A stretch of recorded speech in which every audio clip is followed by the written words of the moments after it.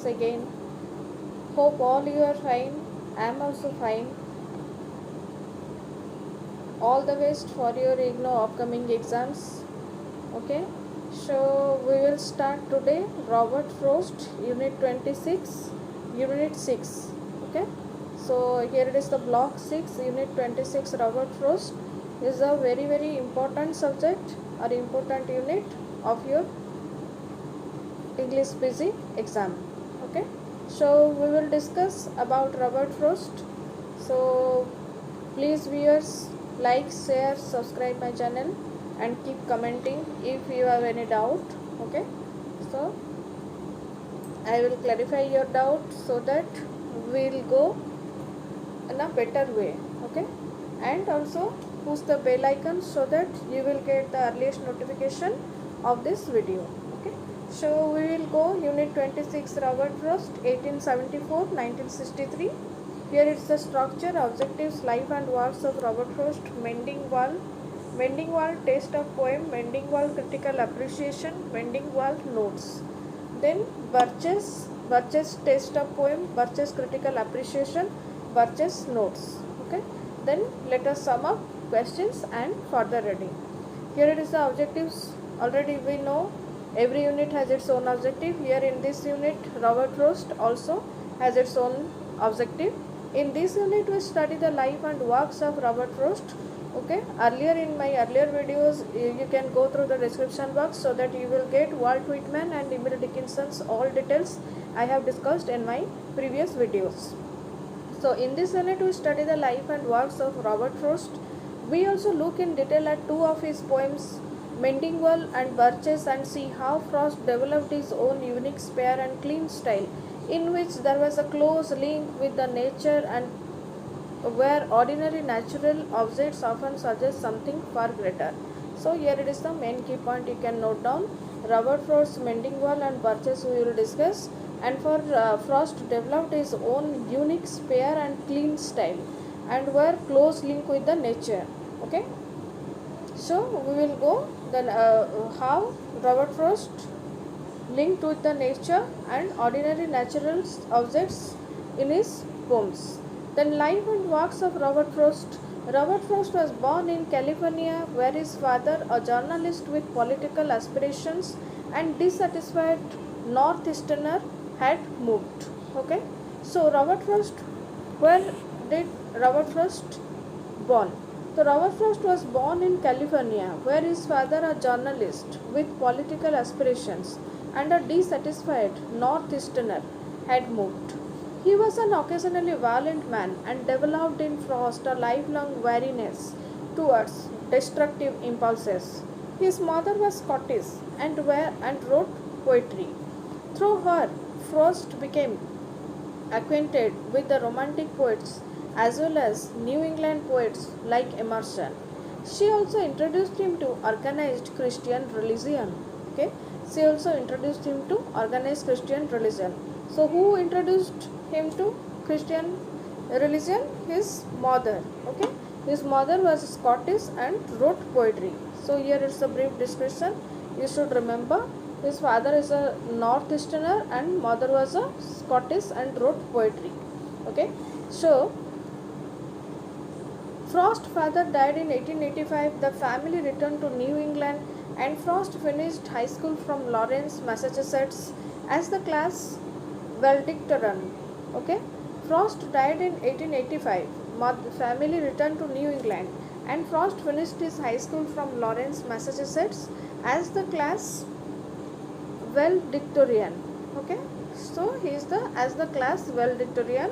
3 years later he married his classmate and fellow valedictorian. Okay, so 3 years later he married his classmate and fellow valedictorian Eleanor White. Okay, so after 3 years he married his classmate and fellow valedictorian Eleanor White. Frost studied for a short time at Dartmouth College, taught in schools and then enrolled as a special student at Harvard in 1897 to 1899, where he was replaced by William James and George Santayana.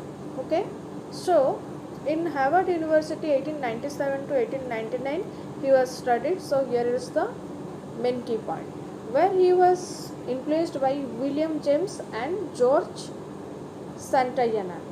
He took courses in English, philosophy, and the classics. Okay, so what type of courses Robert Frost took did take in her studies? He took courses in English, philosophy, and the classics. From Harvard, he entered a completely different world. His grandfather had left him a farm in New Hampshire, and Frost, his wife, and his 4 children endured years of hardship there. While he was struggling with depression and thoughts of suicide, Frost was also composing poetry and establishing a close link with nature. In the years 1906 to 7, he wrote many of the poems that would later appear in North of Boston and Mountain of Interval. Okay, so North of Boston and Mountain Interval, 1906 to 1907, he wrote many poems. Okay, so 1909 Frost left the farm to teach New Hampshire. From there, he sold his farm and moved to England in 1912 because he was unable to find publishers for his work in the land of his birth. Within a month of his arrival in England, he was able to publish his poems and North of Boston and won prize from Ezra Pound. Okay, so within a month of arrival in England, he was able to publish his poems with North of Boston and won prize from Ezra Pound. So here it is a main key point. You can note down. Within a month of arrival in England, he was able to publish his poems and North of Boston and won prize from Ezra Pound. Within 2 years of his volumes had appeared in America, he won a number of honors, including election to the National Institute of Arts and Letters. Okay, so he won number of honors, including election of the National Institute of Arts and Letters. Okay, so here it is the main key point. You can note down. So who was his wife or wife's name? You can also remember. The wife's name is Eleanor White. Okay, so she was his classmate. Okay, his wife name is Eleanor White. Then we will go here. You can see a picture of Robert Frost. Here is the picture. Frost returned to New England in 1915 and started teaching in Amherst College 2 years later. He was obviously making a commitment to a tradition and a particular location. Kipling had already pointed out that Frost's language sounded strange to English readers. Frost regarded this as an advantage. He felt his language and the freshness of a stranger, and that strangeness, be it a language or metaphor, is interesting to poetry. Critics suggest that Frost's poetry sounds unfamiliar even to those Americans outside New England, and of course, we in India would feel no differently. There are a number of sources from which Frost inherited the technique of using the ordinary to suggest something other than itself. The Bible, the classics, the poetry of Wordsworth, the New England writers such as Thoreau or Emerson. He admired Emerson's use of simplicity to suggest profound meanings. The classical pastoral tradition and the romantic tradition of the poetry about nature were in his hands refashioned by the use of New England vocabulary and turns of phrase.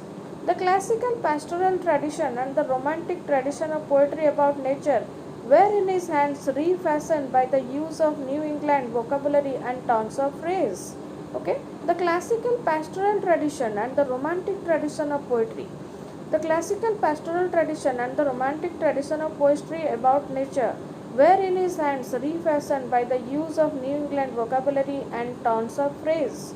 Okay, so the classical pastoral tradition and the romantic tradition of poetry about nature were in his hands and refashioned by the use of New England vocabulary and turns of phrase. Rather than the fine arts or music that influenced a poet like Wallace Stevens. Okay, so rather than the fine arts or music that influenced a poet like Wallace Stevens, Frost was more drawn to science and philosophy. Rather than fine arts or music that influenced a poet like Wallace Stevens, Frost was more drawn to science and philosophy. Rather than the fine arts or music that influenced a poet like Wallace Stevens, Frost was more drawn to science and philosophy. rather than the fine arts or music that influenced a poet like Wallace Stevens. Okay, so fine art and music was influenced a poet like Wallace Stevens. Frost was more drawn to science and philosophy. He was not as radical an experimenter as Ezra Pound. He felt poets ought to develop links between sound and sense and emotion. Meter was important too, but its rigidity should be qualified by the rhythms of actual speech. Meter was important too, but its rigidity should be qualified by the rhythms of actual speech. Meter was important too. He felt poets ought to develop links between sound and sense and emotion. Meter was important too, but its rigidity should be qualified by the rhythms of actual speech. Meter was important too. He felt poets ought to develop links between sound and sense and emotion. He felt poets ought to develop links between sound and sense and emotion. Meter was important too, but its rigidity should be qualified by the rhythms of actual speech. Meter was important too, but its rigidity should be qualified by the rhythms of actual speech. Meter was important too, but its rigidity should be qualified by the rhythms of actual speech. He felt poets ought to develop links between sound and sense and emotion. Meter was important too, but its rigidity should be qualified by the rhythms of actual speech. He was a master in the use of a number of verse forms, however rhymed couplets, the sonnet, blank verse and rhyming quatrains. Drama also was vital for it, made writing unboring. But poetry should contain no excess. The effect should be a carefully controlled one. He called the poem in its beauty and its slow, dignified exploration of reality a momentary stay against confusion. A poem is an affirmative entity, for it springs from belief, be it belief in God, in the poet's own self, in art, or in the nation. His important poems were all written before 1930. Okay? While his first priority was always poetry, he also made time to teach and to read his poems in public. His important poems were all written before 1930. While his first priority was always poetry, he also made time to teach and read his poems in public. While his first priority was always poetry, he also made time to teach and to read his poems in public. His important poems were all written before 1930. While his first priority was always poetry, he also made time to teach and to read his poems in public. He was associated the longest with Amherst. Okay, he was associated the longest with Amherst 1970 to 20, 1923 to 38 and 1949. But he also spent time at Michigan and Dartmouth and Harvard. He helped to establish the famous Braidlove School of English in Middlebury College, Vermont. He was a very popular teacher. He won 4 Pulitzer Prizes before the publication of 2 ambitious philosophical poems, The Mask of Reason, 1945, The Mask of Mercy, 1947, In the Clearing, 1962 was his last work. He won many honors, including honorary degrees from Oxford and Cambridge universities in 1957. And last but not least, the invitation to read a poem at President John F. Kennedy's inauguration in 1961, where he recited the gift outright from memory. Okay, so here it is a main key point you can note down. So he won Pulitzer Prize. Okay, the Pulitzer Prize was given for literature. So he won 4 Pulitzer Prizes before the publication of 2 ambitious philosophical poems, The Mask of Reason 1945, The Mask of Mercy 1947 and the In the Clearing 1962. Okay. In 1957, the last but not least invitation to read a poem at President John F. Kennedy's inauguration in 1961, where he recited the gift outright from memory. Mending Wall, Test of Poem. Okay, test of poem 1, Mending Wall. Something that doesn't love a wall, that sends the frozen ground swell under it and spills the upper boulders in the sun and makes gaps even two can pass abreast. The work of hunters is another thing. I have come after them and made repair, where they have left not one stone on a stone, but they would have the rabbit out of hiding. To please the yelping dogs, the gaps I mean, no one has seen them made or heard them made. But at spring mending time we find them there. I let my neighbor know beyond the hill, and on a day we meet to work the line and set the wall between us once again. We keep the wall between us as we go, to ease the boulders that have fallen to each, and some are loaves and some so nearly bulls. We have to use a spell to make them balance.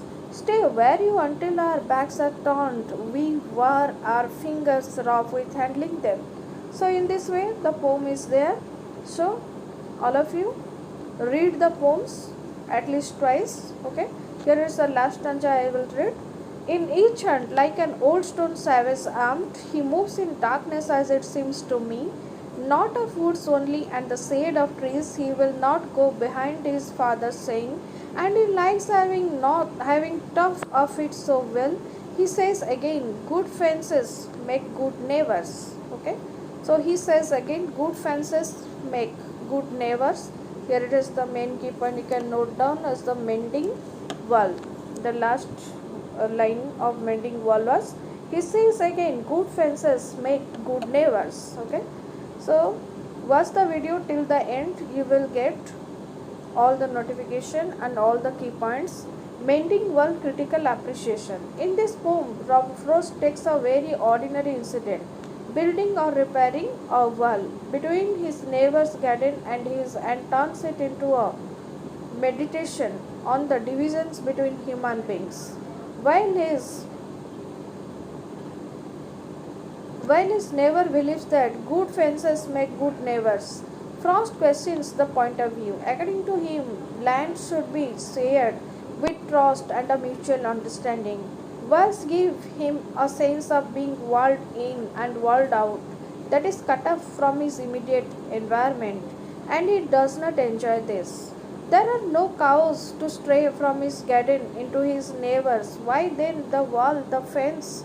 From the ordinary incident, Frost wants to suggest deeper meanings about the way human beings intrinsically distrust each other even when there is no reason to do so, and how these suspicions should be replaced by trust and mutual goodwill. While his neighbor believes good fences make good neighbors, Frost keeps thinking something there is that doesn't love a world. When one notes the year 1914 in which the poem is composed, one cannot help relate it to the outbreak of the First World War. It is the same sensibility of building walls and fences, of protecting one's property, of suspecting one's neighbors that can take place even on a global basis and lead to wars. Trust and fellow feeling can go a long way in avoiding this sort of situation. Note the masterly way in which Frost uses the rhythms of a speaking voice and his understated style. Note the masterly way in which Frost uses the rhythms of speaking voice and his understand style.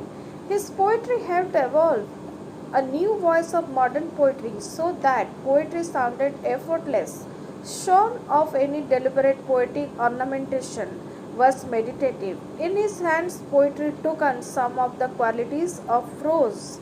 Mending World Notes, Mending World 1914, L14.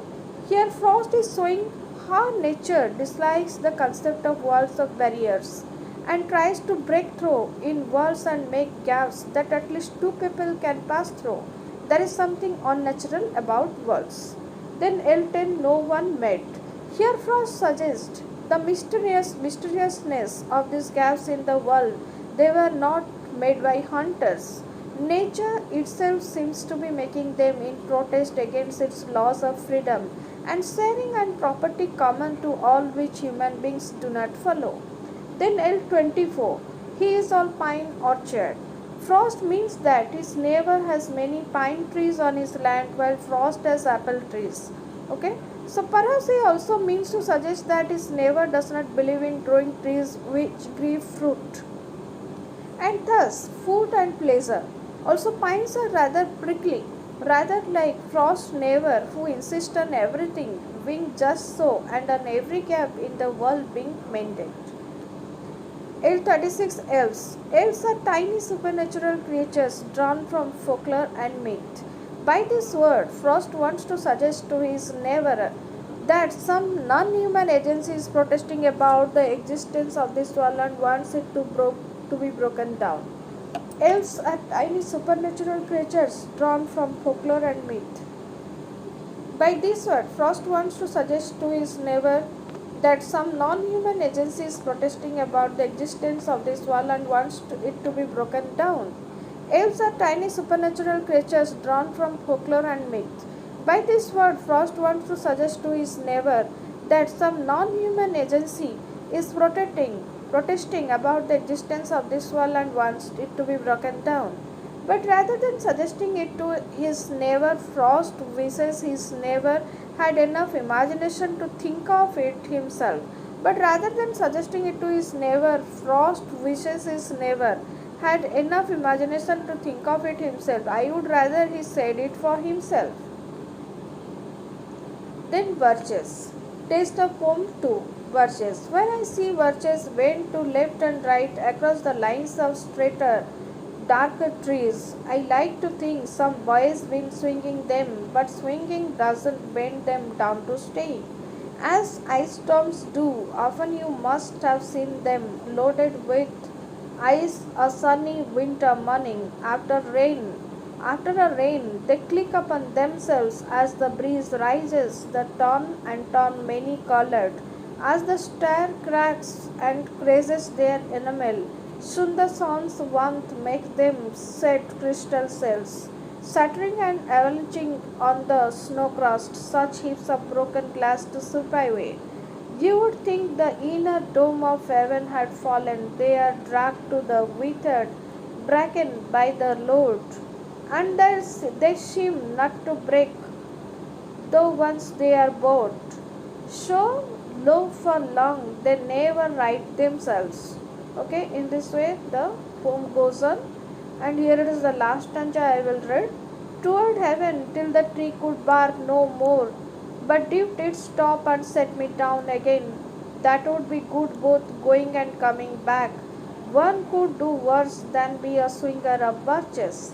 Birches critical appreciation. The first part of the poem consists of a fairly straightforward nature description. Frost speaks of the many different appearances of birches in summer and in wintry weather. Consists of a fairly straightforward nature description. Frost speaks of the many different appearances of birches in summer and in wintry weather. Frost speaks of the many different appearances of birches in summer and in wintry weather. Is a straightforward nature description. Frost imagines a rural boy climbing the birch tree, a boy who lives too far from town to enjoy baseball and whose only entertainment is nature. Frost draws on his own childhood memories as a swinger of birches here. He says he longs for the return of those innocent pursuits. In the next part of the poem, Frost compares life's difficulties and hardships to the difficulties of walking through a pathless wood and says that he longs to get away from the pressures of life, not in the sense of dying but in the sense of climbing a birch tree, tipping its branches towards heaven and then returning to earth.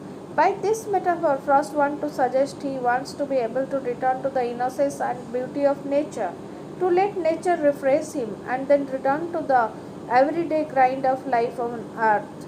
He doesn't dislike earth's right place for love, but a refreshing dose of birch climbing would be a welcome respite. The influence of the English romantic poet Wordsworth, who composed the prelude, and this poem is marked. We have the same fond recollection of a childhood closeness to nature, the same sense of oppression of an adult life spent apart from nature, and same sense of nature's rejuvenating energy. Okay, so here it is the main key point. The influence of the English romantic poet Wordsworth, who composed the prelude and this poem is marked. We have the same fond of recollection of a childhood closeness to nature and same sense of oppression of an adult life spent apart from nature and same sense of nature's rejuvenating energy. Note the effectiveness with which Frost captures the rhythms and the locutions of the speaking voice with the use of the first person singular and controversial phrases. Like often you must have seen them. Okay, L5, or you'd think the inner dome of heaven had fallen, that is line 13. But I was going to say, when truth broke in, or with all her matter of fact about the ice storm, I should prefer to have some boy bend them, line 21 to 23, or I don't know where it's likely to go better, line 53, or the last line, one could do worse than be a swinger of Birches. Line 59. One gets a strong sense of the speaker and with the repetition of the word you. The reader is also invited into the world of the poem and made to feel comfortable there. The atmosphere of the poem becomes confidential and intimate. The Birches Notes. Birches 1916, it was published. Titled Birches are smooth barked, slender branched northern forest trees. Okay, birches are smooth barked, slender branched northern forest trees. Line 9 enamel. Frost uses a metaphor here. He compares the shiny birch bark to enamel, which was a glass-like coating of metallic surfaces for the purpose of ornament or for preservation. By this metaphor, he expresses the shiny beauty of a birch bark. Line 12. Broken glass, another metaphor. The snow crystals are compared to bits of broken glass because of their transparency and their sharpness. Broken glass, another metaphor. The snow crystals are compared to bits of broken glass because of their transparency and their sharpness. Broken glass, another metaphor. The snow crystals are compared to bits of broken glass because of their transparency and their sharpness. Bracken, fern abundant on heaths. Bracken, fern abundant on heaths. Line 19 to 20. Like girl's son, there is a simile which compares the arched trunks of the birches trailing their leaves on the ground to girls who throw their wet hair over their faces in order to dry it. The simile brings out the delicacies and the vulnerability of the birches. Line 44. Life is too much wood. A simile which compares life with its enigmas and its hardships to forest in which there is no clarity marked path. One may easily lose one's direction. Wear your face open. Frost adds a metaphor to the simile and compares the physical hardships of trekking through a pathless forest to a rigors physical and emotional of life. The word weeping suggests that the tears do not come simply as a result of a cut or bruise, but because of some inner sorrow. Then let us sum up. Robert Frost is the quintessential New England poet. His poems are spare. He has a close affinity with nature and his poems are meditative qualities. He shares with the romantic poet Wordsworth. Often, ordinary natural objects suggest something greater in his poems. He plays around the meter in order to capture the easy rhythms of speaking voice. His poems flow very smoothly like a good conversation. Okay, so here is the question. How would you characterize Robert Frost's poetry? Another answer with close reference to Mending Wall and Birches. What does the wall represent to Frost in Mending Wall? What does swinging on birches teach the poet about life? Analyze any three metaphors or similes in birches. Okay. So here is the further reading. Brown and Ribbon, then Elman Richard, the Robert O'Clairs, then Godsman Ronald, then Linen John F. Okay. So this is all about Robert Frost. So please viewers, like, share and subscribe this video and push the bell icon. So thank you viewers.